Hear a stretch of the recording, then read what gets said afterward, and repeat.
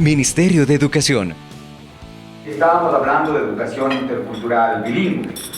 Entonces, claro, la primera pregunta que yo le hice a los dirigentes de las nacionalidades era ¿para qué quieren educación? O sea, de repente nosotros nos acostumbramos a hablar de educación, nos acostumbramos a hablar de educación de calidad, nos acostumbramos a hablar de educación para todos, pero muy pocas veces nos preguntamos para qué queremos educación, cuál es el objetivo estratégico de la educación. Entonces les decía a los dirigentes que lo que hagamos con ellos dependerá de las decisiones que como nacionalidades tomen.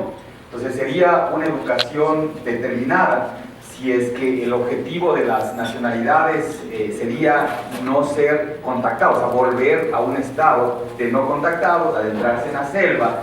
Y entonces ahí la educación debería ser precisamente para eso, para que tengan las habilidades, las destrezas para moverse adecuadamente en la selva.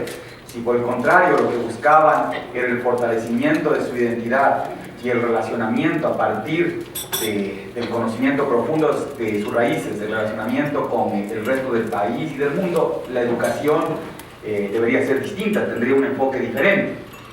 Y por eso una de las cosas que más nos ha preocupado en el gobierno es definir para qué queremos educación de calidad. Es decir, no queremos un genérico, nosotros queremos una educación de calidad para cumplir determinados objetivos sociales y económicos. Y en ese sentido, para saldar y solucionar muchas problemáticas que tenemos como país. Entonces, la primera gran definición que hicimos es qué tipo de sociedad estamos buscando, cómo queremos que sea la sociedad ecuatoriana. Y en ese sentido establecimos que queremos una sociedad del conocimiento, efectivamente queremos avanzar, queremos dejar de ser primario exportadores, estamos viviendo una etapa muy difícil precisamente por la dependencia que tenemos de un producto primario. Y definimos que sí, vamos a avanzar hacia la sociedad de conocimiento, pero nuestra sociedad de conocimiento debe tener también apellidos. Buscamos una sociedad de conocimiento justa y solidaria. Y en ese sentido, todo lo que hagamos a nivel educativo debería estar orientado precisamente a la construcción de esta sociedad de conocimiento justa y solidaria. Y entonces enfrentamos tres problemas fundamentales. El primer problema, el que les mencioné hace un momento. Todavía somos sumamente dependientes de la producción de productos primarios, el petróleo. Todavía el grueso de nuestras exportaciones proviene del sector primario, es decir, no hemos abandonado esa condición económica. El segundo problema es un problema de justicia social, sociedad del conocimiento justa.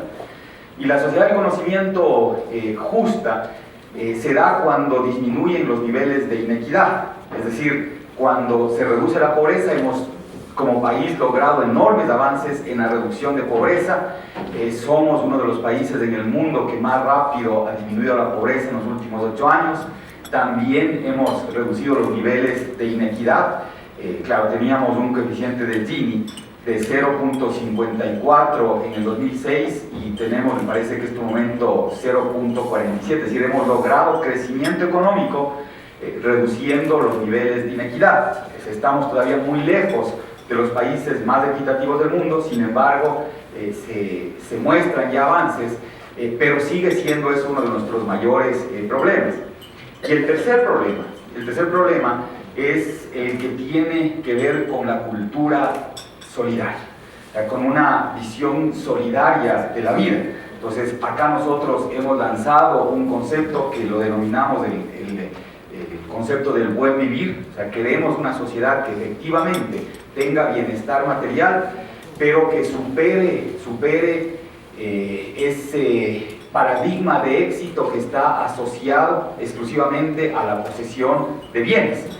Nosotros vemos que la dinámica en el mundo occidental gira precisamente hacia la construcción de sociedades de alto consumo, en donde el éxito termina siendo relativo, es decir, yo soy exitoso en la medida que tengo más que la persona que está a mi lado. Si ya tengo un auto que me permite satisfacer mis necesidades de movilidad, y mi vecino, mi compañero, mi amigo se compra uno último modelo de mejor, o sea, que le da más estatus, yo también quiero ese nuevo auto. Si tengo una casa cómoda y alguien, y en mi entorno se ve que alguien tiene una casa mucho más grande, con mayores prestaciones, casi que se convierte en un objetivo de vida tener esa casa.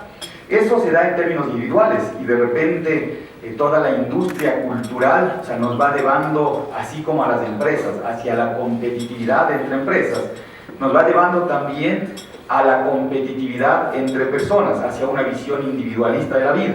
Entonces nosotros creemos que hay que construir una cultura, hay que ir recreando la cultura para que se valore el bienestar colectivo, que se valore la felicidad, no como un objetivo de largo plazo, sino más bien como la esencia permanente, y esa felicidad nosotros consideramos que se logra a través de encontrar misiones trascendentes de vida, darle sentido a la vida de los individuos. Entonces, ese es nuestro concepto también de solidaridad. Y de hecho, esto que puede discutirse muy largamente, desde incluso perspectivas filosóficas ya de milenarias, o sea, desde la filosofía asiática, griega, romana y demás, también tiene su contraparte en la visión de la gestión empresarial. No me voy a alargar mucho en esto, pero por ejemplo, si nosotros revisamos en Google, una de las palabras que desde la década de los 80 más se ha difundido es competitividad. Y el modelo portiano de competitividad, es decir, la lucha por una porción del mercado.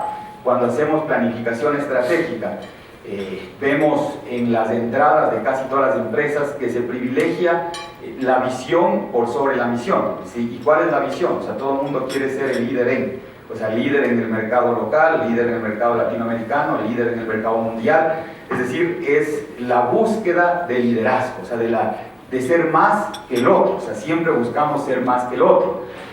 Y hay ya otras perspectivas, otras visiones empresariales en donde se privilegia la misión. Entonces, por ejemplo, si nosotros leemos a Jim Collins, hay una perspectiva distinta. Él hace un análisis de cómo las empresas que sobresalen y las que perduran en el tiempo son las que tienen un enfoque hacia las misiones empresariales, hacia los principios empresariales.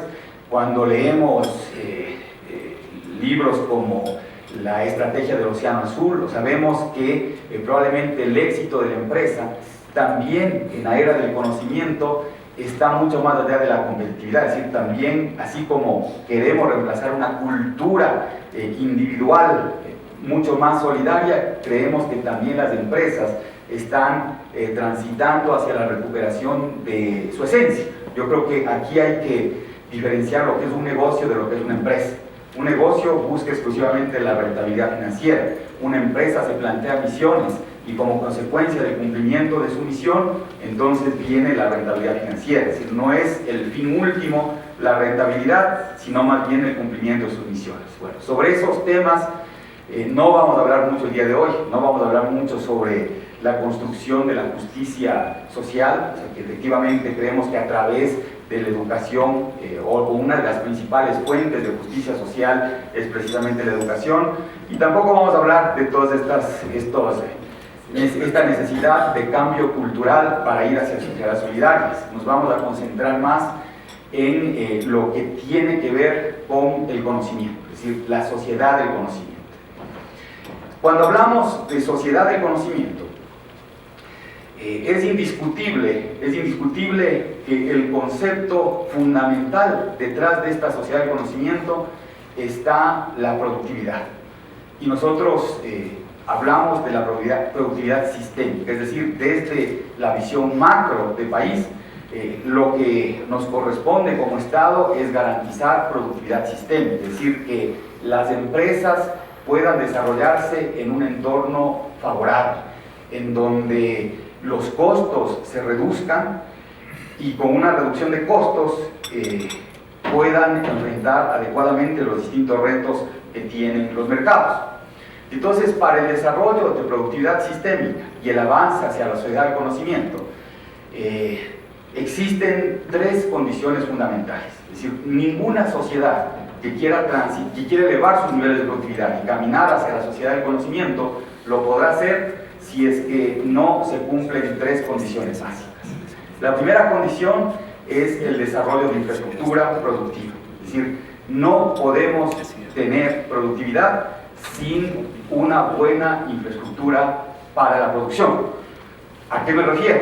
Me refiero concretamente vías de comunicación. O sea, es fundamental tener buenas vías de comunicación. Yo recuerdo en la década de los 90, cuando yo estaba todavía vinculado al sector productivo, yo trabajaba en una florícola. Uno de nuestros mayores problemas era el maltrato de las flores en el traslado desde la finca hasta el aeropuerto, porque las carreteras tenían muchas complicaciones. O sea, teníamos carreteras llenas de baches. Entonces, esto solo como un ejemplo, esas malas vías hacían que el producto se deteriore y nos generaban mayores costos unitarios.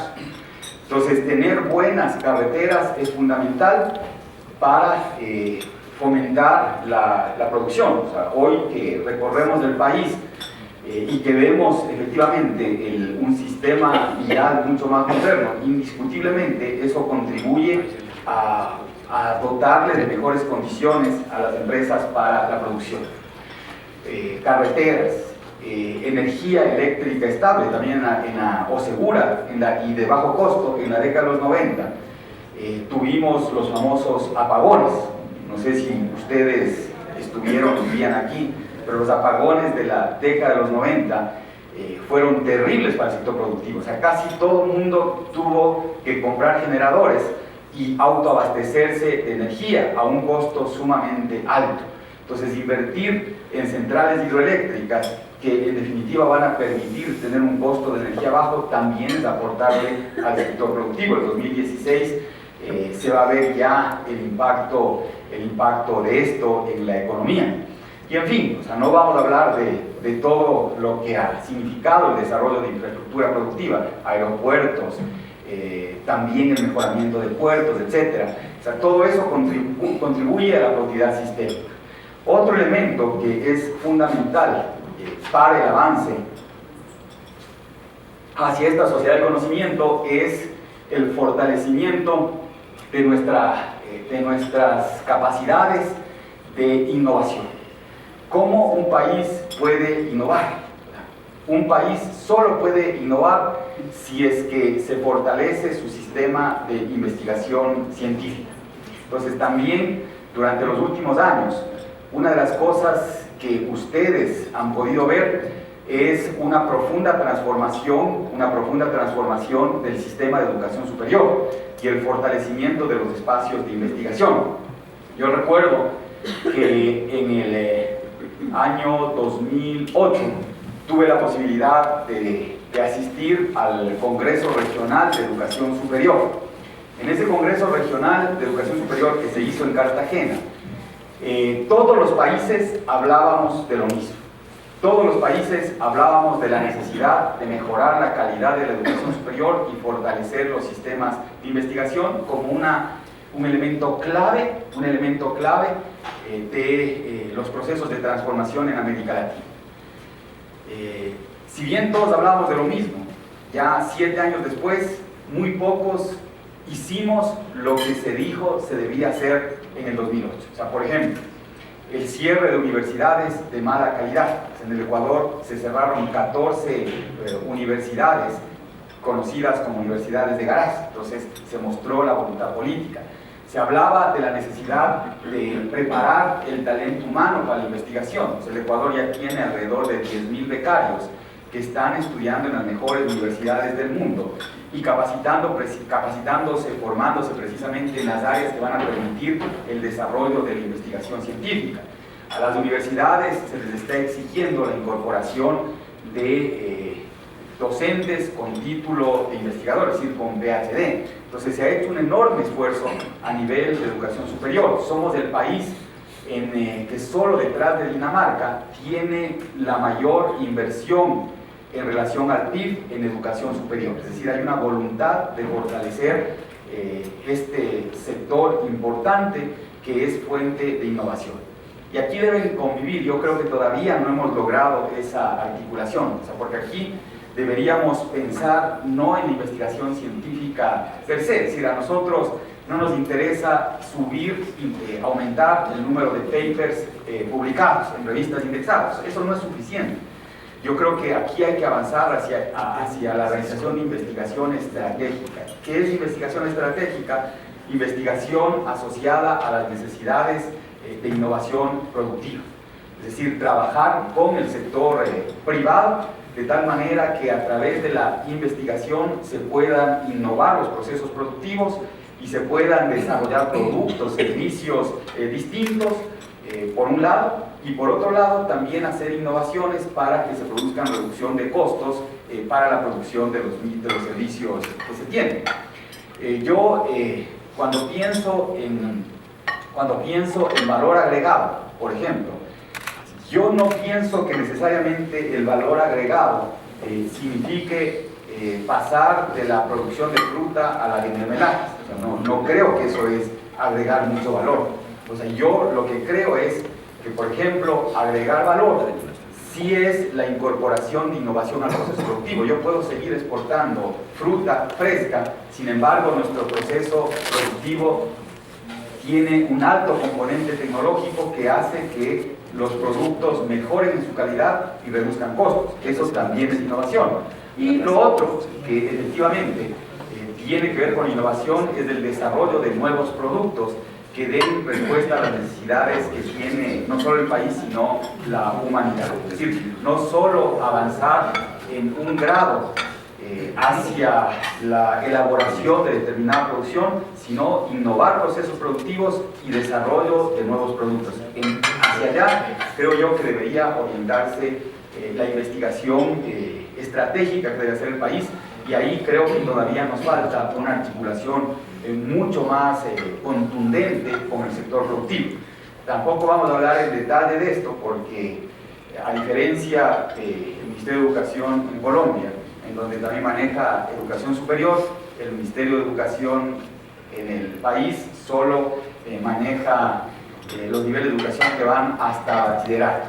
Para la producción sistémica, para el incremento de la productividad sistémica, se requiere desarrollo de infraestructura, eso se está trabajando en el Ecuador, se requiere del fortalecimiento del sistema de investigación de ciencia y tecnología, en eso también se está trabajando, hay una transición muy importante, pero se requiere de un tercer factor, que es el desarrollo, el fortalecimiento del talento humano.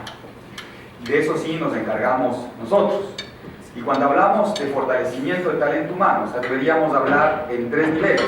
El primer nivel es la formación de base, es decir, esa de base obligatoria. La Constitución ecuatoriana establece que son obligatorios los 12 años de educación, es decir, hasta el nivel de bachillerato. Eso está establecido por Constitución en el país. Y claro, aquí estamos incrementando sustancialmente nuestras tasas de cobertura. Ya está universalizada la educación general básica. La educación general básica va hasta décimo, los 10 primeros años, desde el primero de GB hasta décimo, y después tenemos 3 años de bachillerato. En los 3 años de bachillerato estamos en una tasa cercana al 70%, y el objetivo al 2017 es llegar al 80% de la población como tasa neta de matrícula en este nivel. Claro, y en el mediano plazo, nuevamente la intención es la universalización del bachillerato. Entonces, esa es la formación de base obligatoria. Tenemos la otra formación, que es la formación científica, que ya les comenté, que es esta que estamos haciendo con la CENESID para fortalecer nuestras capacidades científicas. Y la otra intermedia es la formación para la producción de bienes y servicios. Y el día de hoy vamos a hablar precisamente de esto, de qué está haciendo el Ministerio de Educación para la formación en bienes y servicios, o sea, la formación del talento humano para la producción de bienes y servicios. Y aquí les cuento bueno, en términos generales, la normativa establece que en el Ecuador tengamos, si se quiere, 3 instancias de formación. Una que es la formación técnica en bachillerato y 1 año de postbachillerato que está a cargo del Ministerio de Educación, la denominamos bachillerato técnico productivo, el postbachillerato. Una formación técnica y tecnológica superior, son títulos de educación superior, eso está manejado o está regulado por la Ley Orgánica de Educación Superior. Y tenemos también la formación en tercer nivel, que es la que puede formar profesionales para la producción o profesionales para el ejercicio, y también la formación científica, es decir, la que se encarga de la formación a nivel de posgrado, etc. Entonces, son estos 3 niveles sobre los que actuamos. En relación ¿qué hace cada uno? Y aquí sí, ya en cuanto a la formación técnica, yo creo que hay que clarificar conceptos. Cuando alguien me dice que quiere ser técnico automotriz o quiere ser mecánico automotriz, cuando un joven me dice eso, ¿qué me está diciendo? ¿Me está diciendo que quiere ser ingeniero? ¿Me está diciendo que quiere ser técnico o tecnólogo automotriz? ¿O me está diciendo que quiere tener un bachillerato técnico productivo en mecánica automotriz? O sea, ¿qué me dice? O sea, ¿qué se busca? En América Latina tenemos un grave problema. Y el problema mayor en América Latina es que pensamos que todos tienen que ir a la universidad. Es decir, joven que no ingresa y que no se gradúa en la universidad casi que está condenado al fracaso. Esto no pasa en otros países, o sea, que han sido modelo en formación técnica. O sea, por ejemplo, no pasa en Bélgica, no pasa en Alemania, en donde desde temprana edad ya se van orientando en función de sus capacidades hacia los distintos niveles de formación. Y termina siendo tan importante el investigador con PhD, tiene tanta valoración social, es investigador con PhD, como el técnico que arregla los electrodomésticos en los domicilios. Entonces, creo que aquí hay un gran problema de valoración social que tenemos que ir revirtiendo, o sea, porque no es socialmente rentable que todos pretendan ir, ni rentable ni deseable que todos pretendan tener título universitario.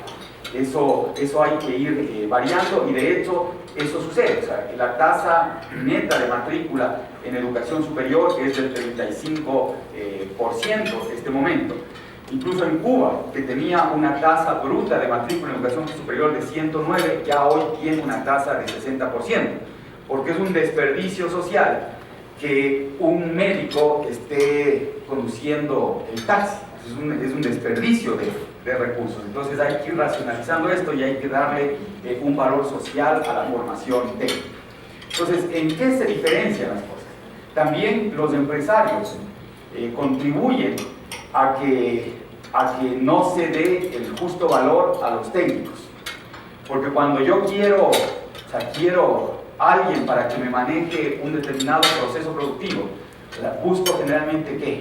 Busco un ingeniero. O sea, un ingeniero industrial que maneja. Siempre busco la mayor capacitación posible para tareas en las que no necesariamente el ingeniero está formado.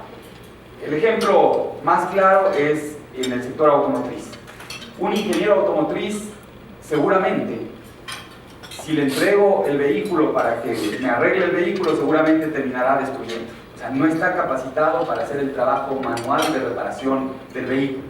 Pero el sector empresarial siempre busca ingenieros. O sea, por ejemplo, quiero un supervisor de cultivo. O sea, ¿qué quiero? Un ingeniero agrónomo. O sea, probablemente no está capacitado para eso, pero yo busco un ingeniero agrónomo. Entonces, ¿qué se hace en cada nivel de formación o en cada nivel de titulación? A nivel de ingenierías, o las ingenierías están fundamentalmente enfocadas al diseño, al desarrollo, a la gestión de sistemas integrales. O sea, cuando yo, por ejemplo, contrato a un ingeniero agrónomo para que maneje un cultivo, lo que necesito es que este ingeniero agrónomo me transmita la filosofía con la que se va a gestionar el cultivo, la identidad productiva de la empresa. Si va a ser un cultivo orgánico, entonces él tiene que conciliar todos los componentes del sistema para que opere adecuadamente el cultivo. Si va a ser un cultivo hidropónico, ¿no? Igualmente tiene que diseñar todo el sistema para que opere adecuadamente. Entonces eso hacen los ingenieros. ¿Qué hacen los técnicos superiores? Los técnicos superiores se encargan fundamentalmente de procesos, es decir, un sistema tiene procesos.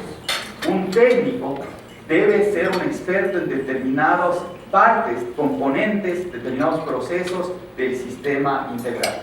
Siguiendo con el ejemplo del agrónomo, o sea, probablemente yo necesito un técnico en cultivo y un técnico en post cosecha, que son expertos, gente que ya maneja procesos integrales, pero que probablemente no maneje o no tenga la capacidad de diseñar integralmente un sistema. Entonces son dos niveles distintos de formación.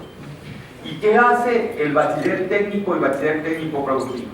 El bachiller técnico y técnico productivo es el que se dedica a calificarse para desarrollar actividades, cosas puntuales. Entonces, por ejemplo, siguiendo con el ingeniero agrónomo, el técnico de cultivo, el técnico de post cosecha, un bachiller técnico productivo, por ejemplo, podría ser un excelente clasificador de flores, o sea, porque sabe cómo manejar o cómo empacar adecuadamente las flores, es decir, ya se especializa en actividades concretas que son parte del proceso. Entonces, ¿hacia dónde estamos apuntando? ¿Hacia dónde estamos apuntando con el bachillerato técnico productivo? A tener mano de obra calificada. ¿Esto es importante o no es importante para las empresas? Es sumamente importante, o sea, para las empresas y para las personas. Aquí permítanme contarles una anécdota que fue reciente, hace bueno, casi un año, que muestra efectivamente la ausencia de estos niveles de formación en nuestros países de América Latina. Lo que determina es un costo para alguien. En este momento quien asume el costo es el que primero contrata a una persona que no está bien formada. O sea, ustedes, a los que trabajan en el sector productivo, les debe pasar, o sea, muchas veces los errores de una persona no capacitada los tiene que asumir la empresa. Eso encarece el costo de producción, es el costo de aprendizaje que no lo asume quien aprende, sino quien está siendo sujeto del servicio del aprendiz. Entonces, hace un año hicimos una reparación en la casa y cambiamos de cerámica y demás en los baños, y de repente un día, o sea, cuando ya terminaron el trabajo, o sea, se veía el baño, estaba espectacular, o sea, con una cerámica colombiana lindísima. Entonces, muy bueno, muy bueno. Eso era solo para halagarles. Muy bueno. Entonces estaba muy bonito, o sea, estéticamente ese baño estaba muy lindo. Y cuando de repente en la primera ducha que iba a tomar en ese baño, o sea, ya sentía que algo había cambiado en la casa que habíamos renovado, de repente no salía agua caliente. No, y entonces inmediatamente o sea, me puse a buscar un plomero, o sea, salí a buscar un plomero, o sea, no sabía, no tenía un plomero de confianza. Entonces salgo a buscar un plomero, bueno, y de casualidad, o sea, cuando se ha notado, hay una parte en el cerebro que se llama órgano activador reticular, y el órgano activador reticular es el que nos pone alerta cuando estamos buscando algo. O sea, por ejemplo, si yo estoy buscando un departamento, o sea, cuando he dicho, si yo tengo una ruta todo el tiempo para ir a la oficina y no pasa nada extraordinario, o sea, voy por la ruta y no me doy cuenta de lo que pasa a mi alrededor. pero si es que necesito cambiarme de domicilio, o sea, en la ruta comienzo a transitar y de repente se me aparecen todos los letreros de se arrienda, se arrienda, se arrienda. ¿No? Más o menos como el juego de los niños. En el Ecuador tenemos el juego del pichirilo, no sé si ustedes saben lo que es el pichirilo. El pichirilo son los escarabajos, Volkswagen escarabajo. Entonces, claro, cuando uno va por ahí ni siquiera se da cuenta del escarabajo, pero cuando el niño comienza a jugar pichirilo 1, se da cuenta de que hay un montón de escarabajos en la ciudad. Entonces me pasó algo parecido con esta situación, porque yo salía a buscar un plomero por el barrio y de repente veo un letrero que decía plomero, ¿no? Se atiende a domicilio.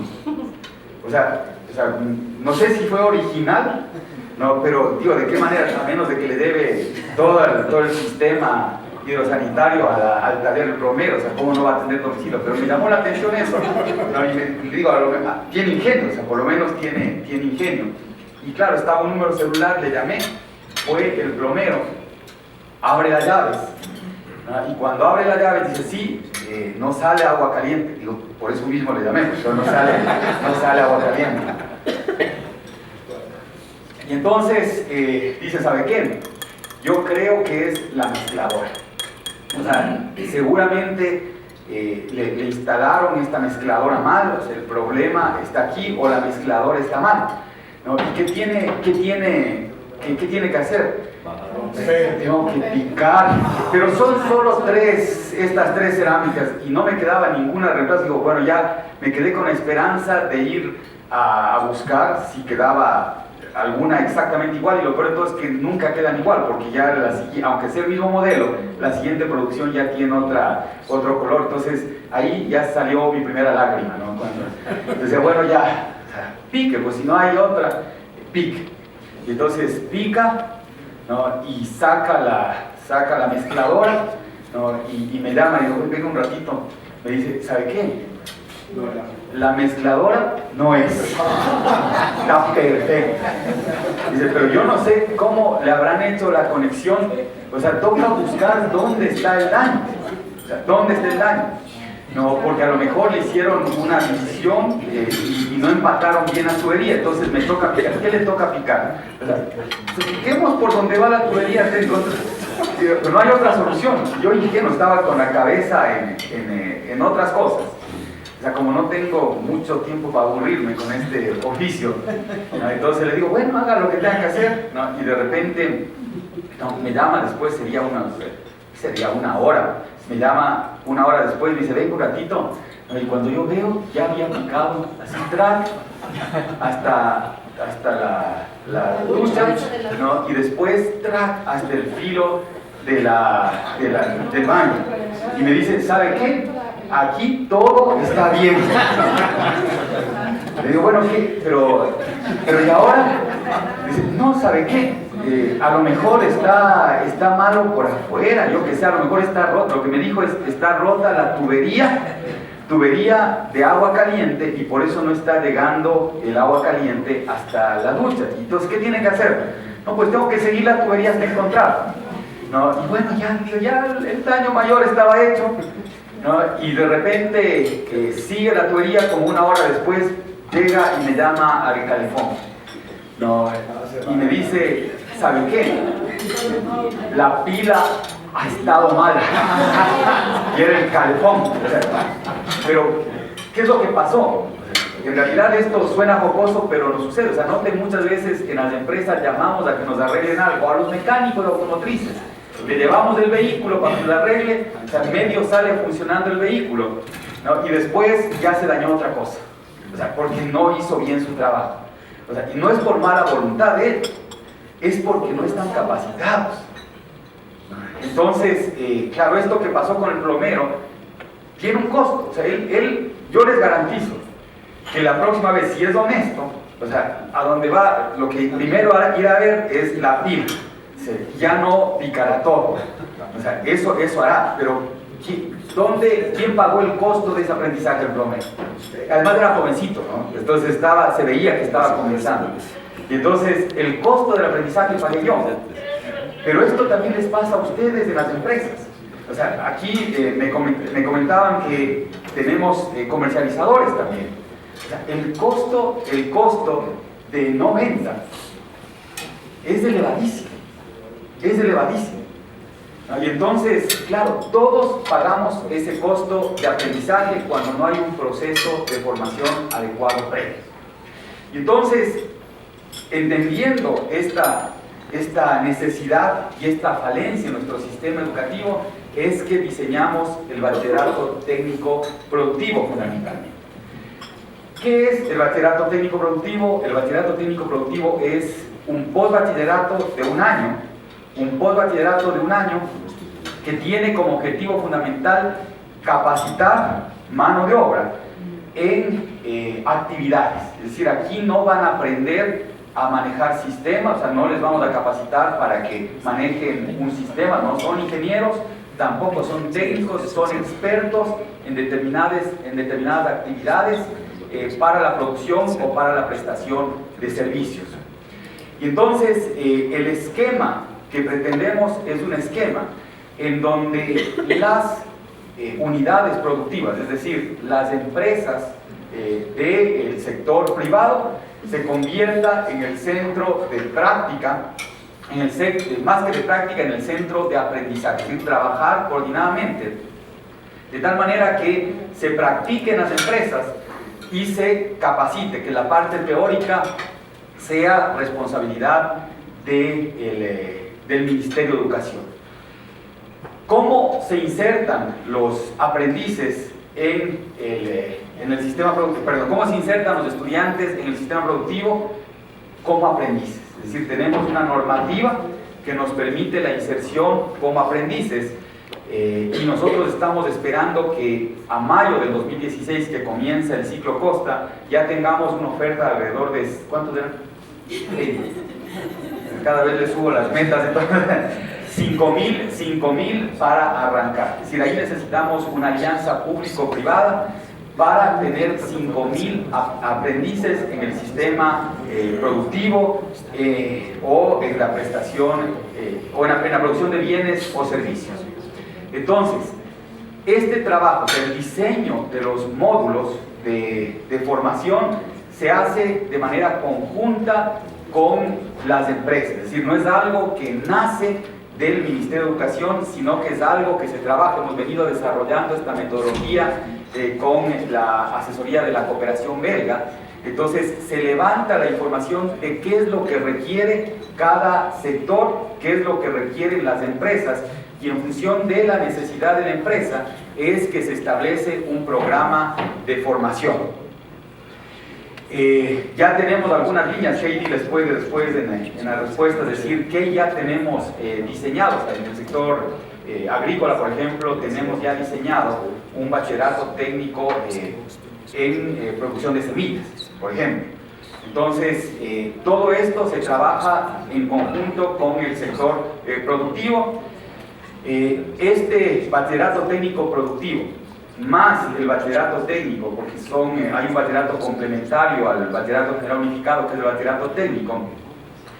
Estos dos bachilleratos van a posibilitar distintos tipos de asociación público-privada. O sea, la primera es la que les comenté, que las empresas se conviertan en espacios de aprendizaje y que se incorporen los estudiantes como aprendices en estas empresas. La segunda modalidad es que las unidades productivas que tiene el Ministerio de Educación, sean gestionadas por el sector privado. Una de las cosas que ya aprendimos es que como Ministerio de Educación somos malos administradores de unidades productivas. Es decir, no podemos administrar con los criterios de eficiencia, de eficacia, de sostenibilidad las unidades productivas. ¿Qué es lo que históricamente ha pasado con los planteles educativos que tenían la oferta técnica? Históricamente ha pasado que van en ciclos, es decir, algún gobierno que le tiene fe a la formación técnica los equipa, ¿no? Pasa el tiempo, o sea, y hoy el tiempo es cada vez más corto, pasa el tiempo y ya el equipamiento es obsoleto. Si comenzamos, por ejemplo, a enseñar la reparación de motores a gasolina con carburador, ¿no? Cuando ya ningún motor a gasolina tiene carburador, sino trabaja con inyección. Pero si vamos a nuestros colegios técnicos, todavía están aprendiendo, ¿no? Con motores a carburador. ¿Y por qué sucede eso? Porque no se trabaja con criterios empresariales las unidades técnico-productivas. Y entonces se vuelve obsoleto, y como viene otro gobierno que no le interesa mucho el tema técnico, entonces durante años ya pasan engañando socialmente a nuestros estudiantes, diciéndoles que tienen una formación técnica, cuando esa formación técnica no les va a servir para nada. Entonces aquí estamos cambiando el concepto. Lo que estamos buscando es una alianza con el sector empresarial, con los expertos, con los que tienen el know-how en cada uno de los sectores, para que sean los administradores de las unidades productivas y que nos garanticen la reinversión en equipamientos. Aquí nosotros no buscamos utilidad, lo que buscamos es reinversión y capacitación de nuestros estudiantes. Entonces tenemos una cantidad grande de planteles educativos con extensiones de tierra en la costa de 100, 150 hectáreas. Tenemos otros planteles con talleres que con una baja inversión, en principio, podrían potenciarse, talleres automotrices, talleres de metalmecánica. Entonces todas esas cosas las podemos trabajar con el sector privado. Entonces estas son las dos principales alianzas que buscamos. La posibilidad de que sus empresas se conviertan en espacios de aprendizaje y la posibilidad de que lleguemos a acuerdos para la administración de determinadas unidades productivas que tenemos en el sistema público de educación. Entonces, desde todo punto de vista, esto termina siendo un ganar-ganar. Ahora, una de las cosas de la que estamos convencidos es de que hay que crear un gran acuerdo nacional por la educación. En este gran acuerdo nacional por educación, uno de los componentes importantes es de fortalecer la formación técnica, y otro de los componentes importantes es el de la responsabilidad social de las empresas. O sea, de alguna manera, en la articulación con esta propuesta se muestra la responsabilidad social, pero también necesitamos articular, y eso en algún momento podemos conversar con más detalle, articular que mucho del esfuerzo que hace el sector privado para fortalecer, para contribuir al fortalecimiento de la educación es un esfuerzo disperso. O sea, cuando a la mayoría de las empresas se les pregunta si invertirías en desarrollo social, o sea, si cumplirías con tu principio de responsabilidad social, ¿en qué invertirías? Si hacemos esa pregunta, casi a todos la primera respuesta es en educación. O sea, casi siempre la primera respuesta es en educación, y no ha habido todavía una instancia que pueda catalizar esas intenciones, y entonces el esfuerzo termina siendo muy disperso y de poco impacto. Entonces, una de las cosas que, si es que me invitan en una próxima oportunidad, podremos hablar es de cómo trabajar en esta gran alianza nacional para que este esfuerzo de contribuir a la educación haga sinergia y no termine siendo aislado, y más bien se provoquen impactos mucho mayores que a la larga terminan beneficiando a los propios donantes, a los propios inversores en responsabilidad social. Esto, en términos generales, es una visión rápida. Tenía como una hora más de exposición, pero como no desayuné y ahí mi rato me está esperando, entonces prefiero cortar y que Kate comience a responder las preguntas que seguramente ustedes tienen. Bueno, les agradezco mucho por la atención. Ministerio de Educación. Transformar la educación. Misión de todos.